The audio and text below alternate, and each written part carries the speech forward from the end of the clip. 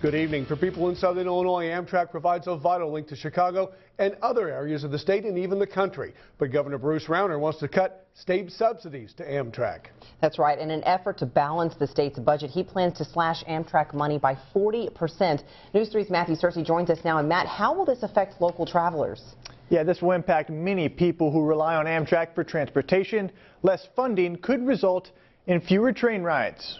An Amtrak train rolls into Carbondale Station, waiting to take dozens of passengers like Mary Wilson to Chicago. I'm headed to Union Station in Chicago today. I was in town to visit my sister who goes to Southern Illinois. Wilson takes the train a few times a year, but may soon have fewer rides to choose from, thanks to proposed cuts from Governor Bruce Rauner. Statewide, our public transportation agencies spend billions of taxpayer dollars. Amtrak relies on sales and government support to keep running, but tickets only cover just under half of all expenses, with the state and federal government picking up the rest of the tab.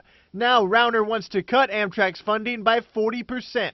While the state tightens its belt, so too must local governments and transportation agencies. A slash in funding could reduce the number of rides that passengers like Wilson have to choose from, an issue that she says will impact both her, but especially students. But when I was in college, it was my main form of getting to and from school during Thanksgiving break, Christmas break, and for any other time to come home typically. The Illinois Department of Transportation released a statement saying they will work closely with the state to find a solution to the serious fiscal problems, promising to keep customers like Wilson informed as the budget process moves forward. It would hinder my ability to come down, once a year, but I don't use it or rely on it as much as I used to.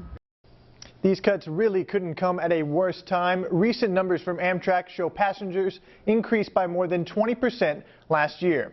Live in the studio, Matthew Searcy, News 3.